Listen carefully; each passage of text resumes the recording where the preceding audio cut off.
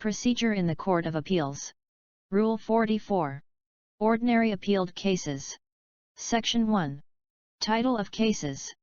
In all cases appealed to the Court of Appeals under Rule 41, the title of the case shall remain as it was in the court of origin, but the party appealing the case shall be further referred to as the appellant and the adverse party as the appellee.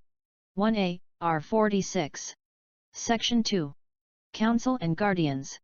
The counsel and guardians ad litem of the parties in the court of origin shall be respectively considered as their counsel and guardians ad litem in the Court of Appeals. When others appear or are appointed, notice thereof shall be served immediately on the adverse party and filed with the court. 2a. R. 46. Section 3. Order of transmittal of record. If the original record or the record on appeal is not transmitted to the Court of Appeals within 30 days after the perfection of the appeal, either party may file a motion with the trial court, with notice to the other, for the transmittal of such record or record on appeal. 3a. R. 46. Section 4. Docketing of case. Upon receiving the original record or the record on appeal and the accompanying documents and exhibits transmitted by the lower court, as well as the proof of payment of the docket and other lawful fees, the clerk of court of the Court of Appeals shall docket the case and notify the parties thereof. 4a. R. 46. Within 10 days from receipt of said notice, the appellant, in appeals by record on appeal, shall file with the clerk of court 7 clearly legible copies of the approved record on appeal, together with the proof of service of 2 copies thereof upon the appellee. Any unauthorized alteration, omission, or addition in the approved record on appeal shall be a ground for dismissal of the appeal. N. Section 5. Completion of record. Where the record of the docket case is incomplete, the clerk of court of the Court of Appeals shall so inform said court and recommend to it measures necessary to complete the record. It shall be the duty of said court to take appropriate action towards the completion of the record within the shortest possible time. N. Section 6. Dispensing with complete record. Where the completion of the record could not be accomplished within a sufficient period allotted for said purpose due to insuperable or extremely difficult causes, the court, on its own motion or on motion of any of the parties, may declare that the record and its accompanying transcripts and exhibits so far available are sufficient to decide the issues raised in the appeal, and shall issue an order explaining the reasons for such declaration. N. Section 7. Appellant's brief. It shall be the duty of the appellant to file with the court, within 45 days from receipt of the notice of the clerk that all the evidence, oral and documentary, are attached to the record. 7 copies of his legibly typewritten, mimeographed or printed brief, with proof of service of 2 copies thereof upon the appellee. 10a. R. 46. Section 8. Appellee's brief. Within 45 days from receipt of the appellant's brief, the appellee shall file with the court 7 copies of his legibly typewritten, mimeographed or printed brief, with proof of service of 2 copies thereof upon the appellant. 11a. R. 46. Section 9. Appellant's reply brief. Within 20 days from receipt of the appellee's brief, the appellant may file a reply brief answering points in the appellee's brief not covered in his main brief. 12a. R. 46. Section 10. Time of filing memoranda in special cases. In certiorari, prohibition, mandamus, quo warranto, and habeas corpus cases, the parties shall file in lieu of briefs, their respective memoranda within a non-extendable period of 30 days from receipt of the notice issued by the clerk that all the evidence, oral and documentary, is already attached to the record. 13a. R. 46. The failure of the appellant to file his memorandum within the period therefore may be a ground for dismissal of the appeal. N. Section 11. Several appellants or appellees or several counsel for each party. Where there are several appellants or appellees, each counsel representing one or more but not all of them shall be served with only one copy of the briefs. When several counsel represent one appellant or appellee, copies of the brief may be served upon any of them. 14a. R. 46. Section 12. Extension of time for filing briefs. Extension of time for the filing of briefs will not be allowed, except for good and sufficient cause, and only if the motion for extension is filed before the expiration of the time sought to be extended. 15. R. 46. Section 13. Contents of appellant's brief. The appellant's brief shall contain, in the order herein indicated, the following: a subject index of the matter in the brief with a digest of the arguments and page references, and a table of cases alphabetically arranged, textbooks and statutes cited with references to the pages where they are cited. An assignment of errors intended to be urged, which errors shall be separately, distinctly, and concisely stated without repetition and numbered consecutively. Under the heading Statement of the Case, a clear and concise statement of the nature of the action, a summary of the proceedings, the appealed rulings and orders of the court, the nature of the judgment and any other matters necessary to an understanding of the nature of the controversy with page references to the record. Under the heading Statement of Facts, a clear and concise statement in a narrative form of the facts admitted by both parties and of those in controversy, together with the substance of the proof relating thereto in sufficient detail to make it clearly intelligible, with page references to the record. A clear and concise statement of the issues of fact or law to be submitted to the court for its judgment. Under the heading Argument, the appellant's arguments on each assignment of error with page references to the record. The authorities relied upon shall be cited by the page of the report at which the case begins and the page of the report on which the citation is found. Under the heading Relief, a specification of the order or judgment which the appellant seeks, and, in cases not brought up by record on appeal, the appellant's brief shall contain, as an appendix, a copy of the judgment or final order appealed from. 16a, R. 46. Section 14. Contents of appellee's brief. The appellee's brief shall contain, in the order herein indicated, the following: a subject index of the matter in the brief with a digest of the arguments and page references, and a table of cases alphabetically arranged, textbooks and statutes cited with references to the pages where they are cited. Under the heading Statement of Facts, the appellee shall state that he accepts the statement of facts in the appellant's brief, or under the heading Counter-Statement of Facts, he shall point out such insufficiencies or inaccuracies as he believes exist in the appellant's statement of facts with references to the pages of the record in support thereof, but without repetition of matters in the appellant's statement of facts, and, under the heading Argument, the appellee shall set forth his arguments in the case on each assignment of error with page references to the record. The authorities relied on shall be cited by the page of the report at which the case begins and the page of the report on which the citation is found. 17a, R. 46. Section 15. Questions that may be raised on appeal. Whether or not the appellant has filed a motion for new trial in the court below, he may include in his assignment of errors any question of law or fact that has been raised in the court below and which is within the issues framed by the parties. 18, R. 46.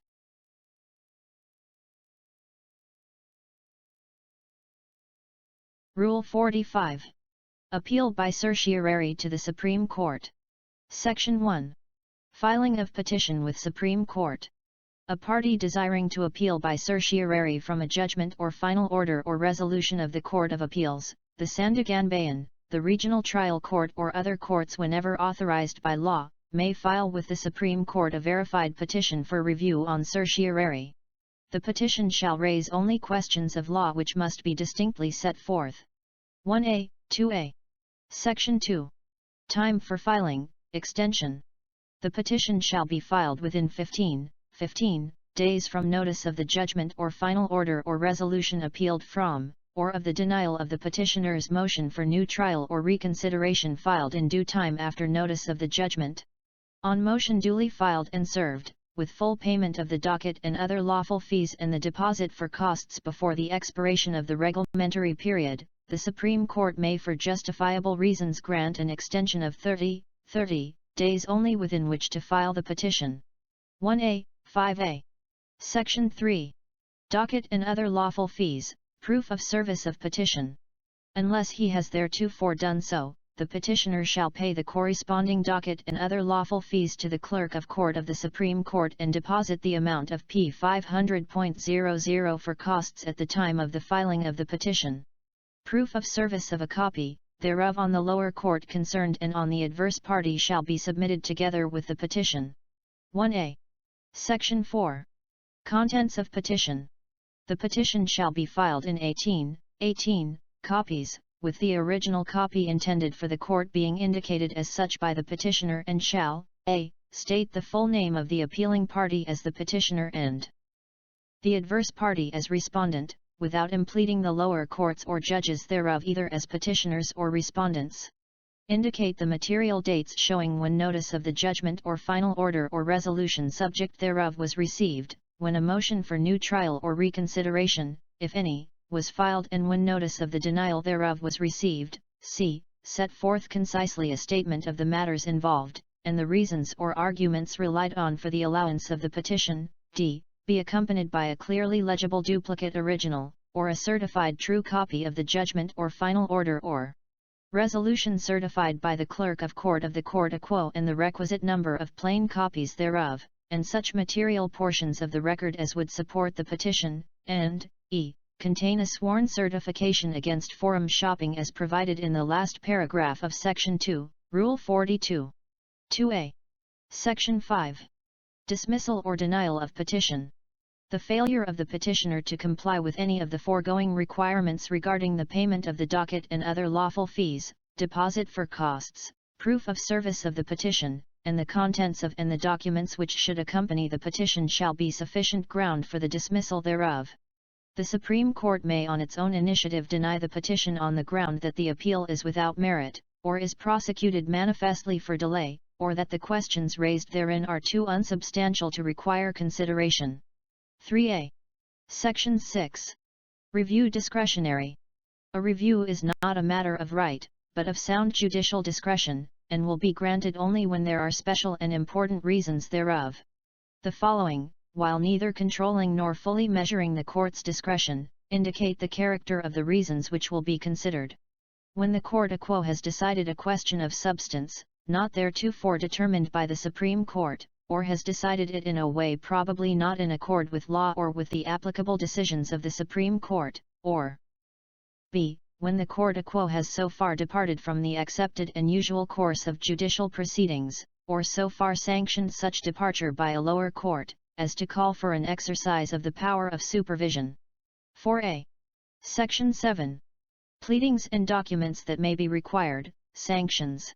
For purposes of determining whether the petition should be dismissed or denied pursuant to Section 5 of this rule, or where the petition is given due course under Section 8 hereof, the Supreme Court may require or allow the filing of such pleadings, briefs, memoranda, or documents as it may deem necessary within such periods and under such conditions as it may consider appropriate, and impose the corresponding sanctions in case of non-filing or unauthorized filing of such pleadings and documents or non-compliance with the conditions therefore. N. Section 8. Due course, elevation of records. If the petition is given due course, the Supreme Court may require the elevation of the complete record of the case or specified parts thereof within 15 days from notice. 2a. Section 9. Rule applicable to both civil and criminal cases.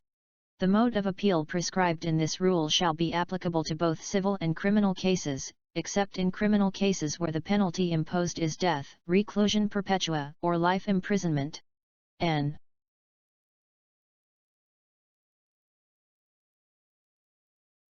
Rule 46. Original cases. Section 1. Title of cases. In all cases originally filed in the Court of Appeals, the party instituting the action shall be called the petitioner and the opposing party the respondent. 1a. Section 2. To what actions applicable? This rule shall apply to original actions for certiorari, prohibition, mandamus, and quo warranto. Except as otherwise provided, the actions for annulment of judgment shall be governed by Rule 47, for certiorari, prohibition and mandamus by Rule 65, and for quo warranto by Rule 66. N. Section 3. Contents and filing of petition, effect of non-compliance with requirements. The petition shall contain the full names and actual addresses of all the petitioners and respondents, a concise statement of the matters involved, the factual background of the case, and the grounds relied upon for the relief prayed for. In actions filed under Rule 65, the petition shall further indicate the material dates showing when notice of the judgment or final order or resolution subject thereof was received, when a motion for new trial or reconsideration, if any, was filed, and when notice of the denial thereof was received. It shall be filed in 7 clearly legible copies together with proof of service thereof on the respondent with the original copy intended for the court indicated as such by the petitioner, and shall be accompanied by a clearly legible duplicate original or certified true copy of the judgment, order, resolution, or ruling subject thereof, such material portions of the record as are referred to therein, and other documents relevant or pertinent thereto. The certification shall be accomplished by the proper clerk of court or by his duly authorized representative, or by the proper officer of the court, tribunal, agency, or office involved, or by his duly authorized representative. The other requisite number of copies of the petition shall be accompanied by clearly legible plain copies of all documents attached to the original. The petitioner shall also submit together with the petition a sworn certification that he has not theretofore commenced any other action involving the same issues in the Supreme Court, the Court of Appeals or different divisions thereof, or any other tribunal or agency. If there is such other action or proceeding, he must state the status of the same, and if he should thereafter learn that a similar action or proceeding has been filed or is pending before the Supreme Court, the Court of Appeals, or different divisions thereof, or any other tribunal or agency, he undertakes to promptly inform the aforesaid courts and other tribunal or agency thereof within 5 days therefrom. The petitioner shall pay the corresponding docket and other lawful fees to the clerk of court and deposit the amount of P 500.00 for costs at the time of the filing of the petition. The failure of the petitioner to comply any of the requirements shall be sufficient ground for the dismissal of the petition. N. Bar Matter Number 803, July 21, 1998. Section 4. Jurisdiction over person of respondent, how acquired. The court shall acquire jurisdiction over the person of the respondent by the service on him of its order or resolution indicating its initial action on the petition or by his voluntary submission to such jurisdiction. N. Section 5. Action by the court. The court may dismiss the petition outright with specific reasons for such dismissal or require the respondent to file a comment on the same within 10 days from notice. Only pleadings required by the court shall be allowed. All other pleadings and papers may be filed only with leave of court. N. Section 6. Determination of factual issues. Whenever necessary to resolve factual issues, the court itself may conduct hearings thereon or delegate the reception of the evidence on such issue to any of its members or to an appropriate court, agency, or office. N. Section 7. Effect of failure to file comment. When no comment is filed by any of the respondents, the case may be decided on the basis of the record, without prejudice to any disciplinary action which the court may take against the disobedient party. N.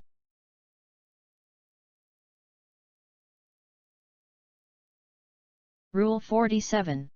Annulment of judgments of final orders and resolutions. Section 1. Coverage. This rule shall govern the annulment by the Court of Appeals of judgments or final orders and resolutions in civil actions of regional trial courts for which the ordinary remedies of new trial, appeal, petition for relief or other appropriate remedies are no longer available through no fault of the petitioner. N. Section 2. Grounds for annulment. The annulment may be based only on the grounds of extrinsic fraud and lack of jurisdiction. Extrinsic fraud shall not be a valid ground if it was availed of, or could have been availed of, in a motion for new trial or petition for relief. N. Section 3. Period for filing action. If based on extrinsic fraud, the action must be filed within 4 years from its discovery, and if based on lack of jurisdiction, before it is barred by laches or estoppel. N. Section 4. Filing and contents of petition. The action shall be commenced by filing a verified petition alleging therein with particularity the facts and the law relied upon for annulment, as well as those supporting the petitioner's good and substantial cause of action or defense, as the case may be. The petition shall be filed in 7 clearly legible copies, together with sufficient copies corresponding to the number of respondents. A certified true copy of the judgment or final order or resolution shall be attached to the original copy of the petition intended for the court and indicated as such by the petitioner. The petitioner shall also submit together with the petition affidavits of witnesses or documents supporting the cause of action or defense and a sworn certification that he has not theretofore commenced any other action involving the same issues in the Supreme Court, the Court of Appeals or different divisions thereof, or any other tribunal or agency. If there is such other action or proceeding, he must state the status of the same, and if he should thereafter learn that a similar action or proceeding has been filed or is pending before the Supreme Court, the Court of Appeals, or different divisions thereof, or any other tribunal or agency, he undertakes to promptly inform the aforesaid courts and other tribunal or agency thereof within 5 days therefrom. N. Section 5. Action by the court. Should the court find no substantial merit in the petition, the same may be dismissed outright with specific reasons for such dismissal. Should prima facie merit be found in the petition, the same shall be given due course and summons shall be served on the respondent. N. Section 6. Procedure. The procedure in ordinary civil cases shall be observed. Should trial be necessary, the reception of the evidence may be referred to a member of the court or a judge of a regional trial court. N. Section 7. Effect of judgment. A judgment of annulment shall set aside the questioned judgment or final order or resolution and render the same null and void, without prejudice to the original action being refiled in the proper court. However, where the judgment or final order or resolution is set aside on the ground of extrinsic fraud, the court may on motion order the trial court to try the case as if a timely motion for new trial had been granted therein. N. Section 8. Suspension prescriptive period. The prescriptive period for the refiling of the aforesaid original action shall be deemed suspended from the filing of such original action until the finality of the judgment of annulment. However, the prescriptive period shall not be suspended where the extrinsic fraud is attributable to the plaintiff in the original action. N. Section 9. Relief available. The judgment of annulment may include the award of damages, attorney's fees, and other relief. If the questioned judgment or final order or resolution had already been executed, the court may issue such orders of restitution or other relief as justice and equity may warrant under the circumstances. N. Section 10. Annulment of judgments or final orders of municipal trial courts. An action to annul a judgment or final order of a municipal trial court shall be filed in the regional trial court having jurisdiction over the former. It shall be treated as an ordinary civil action and sections 2, 3, 4, 7, 8, and 9 of this rule shall be applicable thereto. N.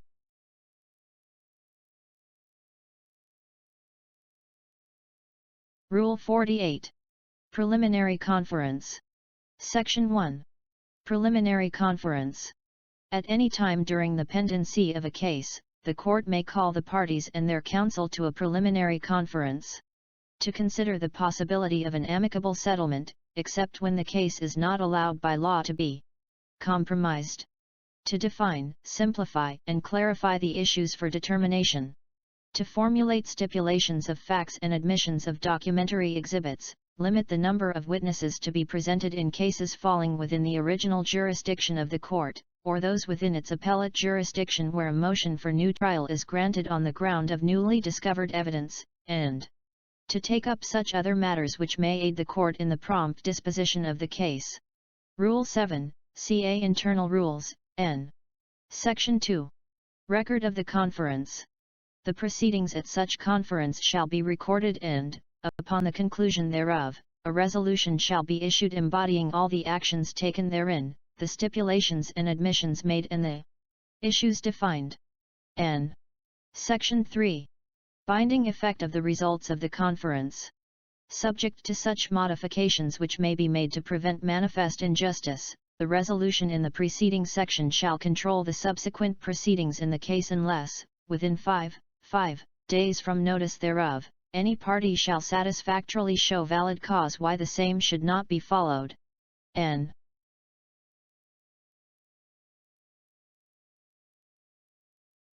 Rule 49. Oral argument. Section 1. When allowed, at its own instance or upon motion of a party, the court may hear the parties in oral argument on the merits of a case, or on any material incident in connection therewith. N. The oral argument shall be limited to such matters as the court may specify in its order or resolution. 1a, R. 48. Section 2. Conduct of oral argument. Unless authorized by the court, only one counsel may argue for a party.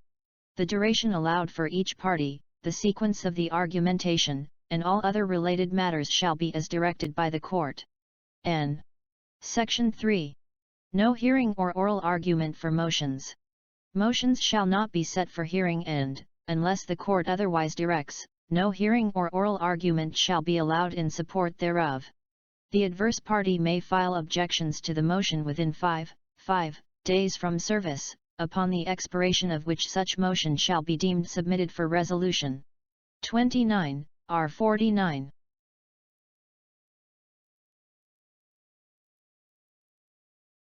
Rule 50. Dismissal of appeal. Section 1. Grounds for dismissal of appeal. An appeal may be dismissed by the Court of Appeals, on its own motion or on that of the appellee, on the following grounds. Failure of the record on appeal to show on its face that the appeal was taken within the period fixed by these rules. Failure to file the notice of appeal or the record on appeal within the period prescribed by these rules. Failure of the appellant to pay the docket and other lawful fees as provided in Section 5, Rule 40, and Section 4 of Rule 41, Bar Matter No. 803, February 17, 1998. Unauthorized alterations, omissions, or additions in the approved record on appeal as provided in Section 4 of Rule 44. Failure of the appellant to serve and file the required number of copies of his brief or memorandum within the time provided by these rules. Absence of specific assignment of errors in the appellant's brief, or of page references to the record as required in Section 13, paragraphs A, C, D, and F, of Rule 44. Failure of the appellant to take the necessary steps for the correction or completion of the record within the time limited by the court in its order. Failure of the appellant to appear at the preliminary conference under Rule 48 or to comply with orders, circulars, or directives of the court without justifiable cause, and the fact that the order or judgment appealed from is not appealable. 1a. Section 2. Dismissal of improper appeal to the Court of Appeals. An appeal under Rule 41 taken from the Regional Trial Court to the Court of Appeals raising only questions of law shall be dismissed, issues purely of law not being reviewable by said court. Similarly, an appeal by notice of appeal instead of by petition for review from the appellate judgment of a regional trial court shall be dismissed. N. An appeal erroneously taken to the Court of Appeals shall not be transferred to the appropriate court but shall be dismissed outright. 3a. Section 3. Withdrawal of appeal. An appeal may be withdrawn as of right at any time before the filing of the appellee's brief. Thereafter, the withdrawal may be allowed in the discretion of the court. 4a.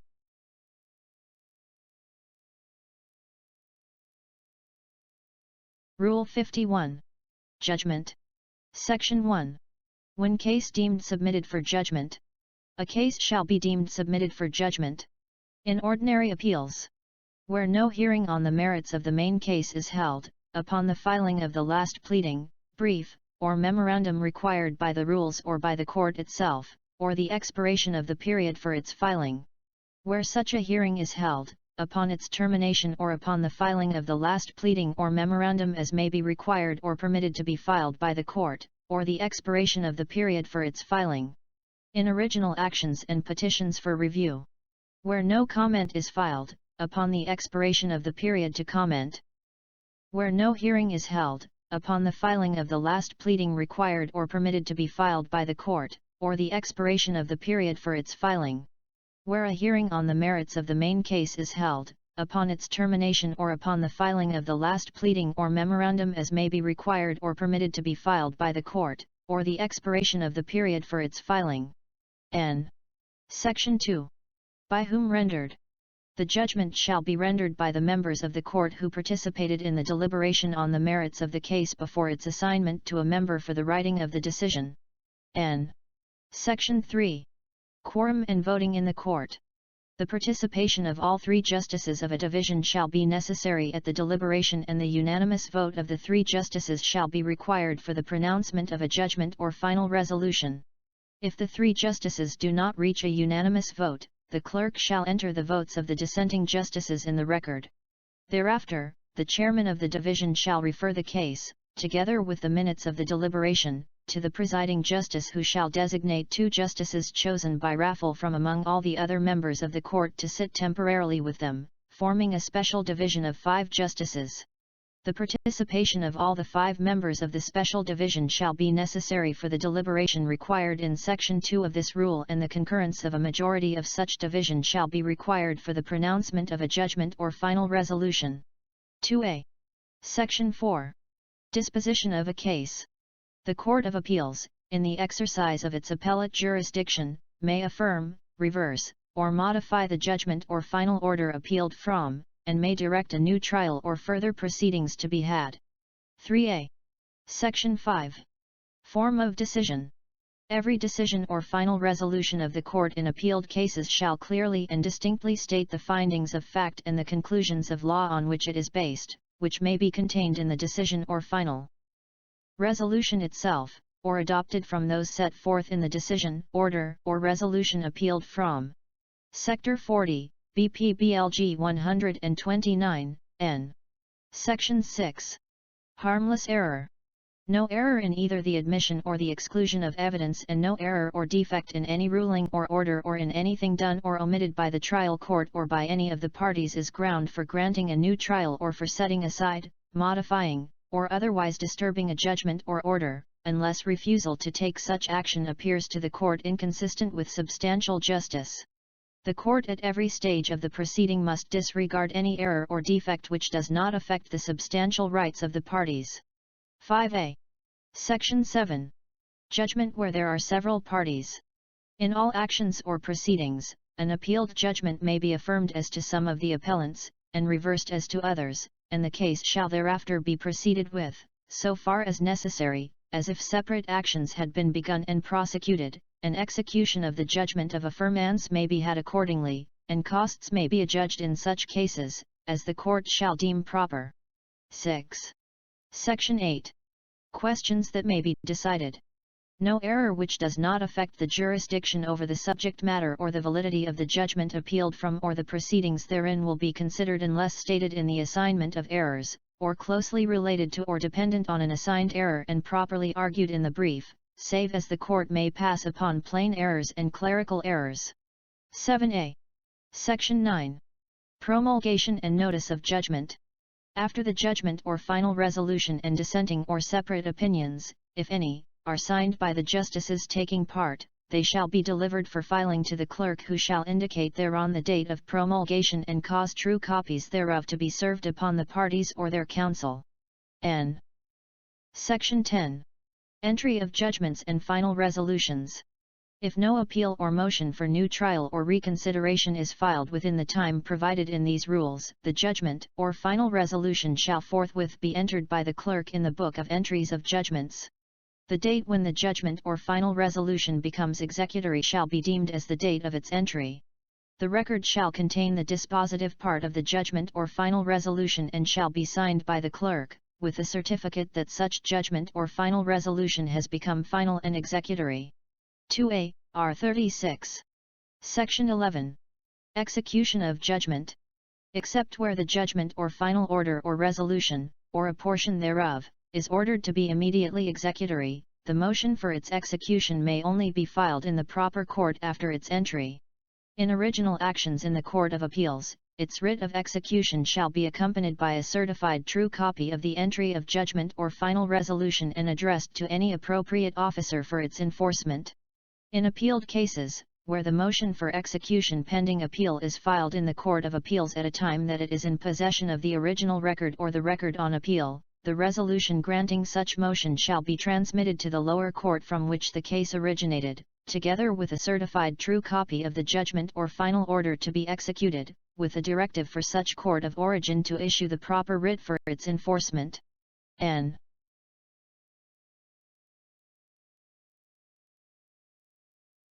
Rule 52. Motion for reconsideration. Section 1.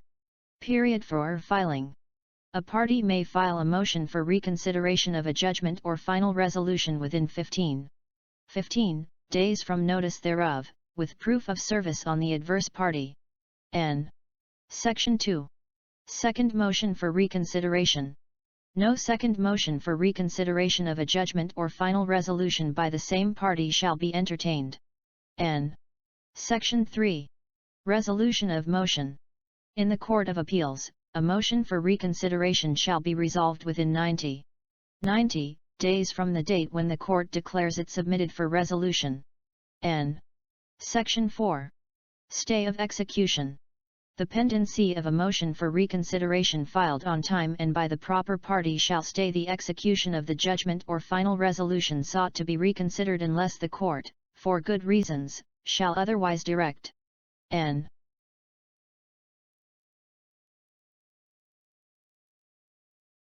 Rule 53. New trial. Section 1. Period for filing, ground. At any time after the appeal from the lower court has been perfected and before the Court of Appeals loses jurisdiction over the case, a party may file a motion for a new trial on the ground of newly discovered evidence which could not have been discovered prior to the trial in the court below by the exercise of due diligence and which is of such a character as would probably change the result. The motion shall be accompanied by affidavits showing the facts constituting the grounds therefor and the newly discovered evidence. 1a. Section 2. Hearing and order.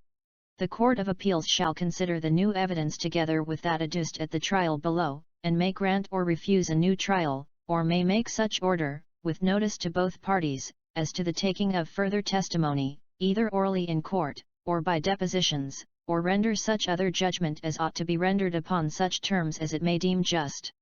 2a. Section 3. Resolution of motion. In the Court of Appeals, a motion for new trial shall be resolved within 90 days from the date when the court declares it submitted for resolution. N.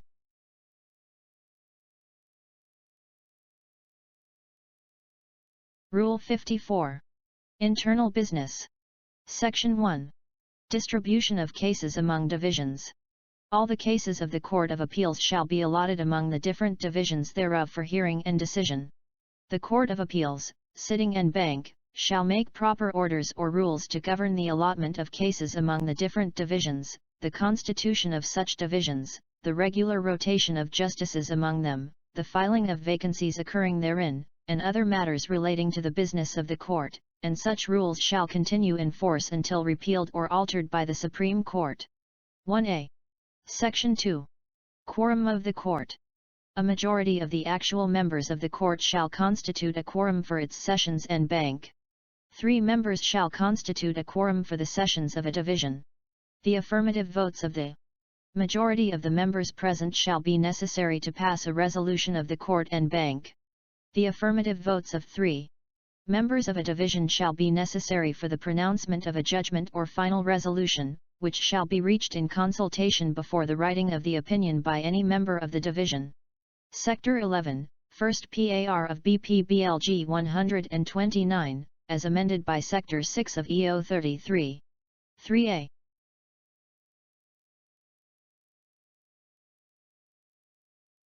Rule 55. Publications of judgments and final resolutions. Section 1. Publication. The judgments and final resolutions of the court shall be published in the Official Gazette and in the reports officially authorized by the court in the language in which they have been originally written, together with the syllabi therefore prepared by the reporter in consultation with the writers thereof. Memoranda of all other judgments and final resolutions not so published shall be made by the reporter and published in the Official Gazette and the authorized reports. 1a. Section 2. Preparation of opinions for publication. The reporter shall prepare and publish with each reported judgment and final resolution a concise synopsis of the facts necessary for a clear understanding of the case, the names of counsel, the material and contract overt points involved, the authorities cited therein, and a syllabus which shall be confined to points of law. Sector 22A, RA number 296, N.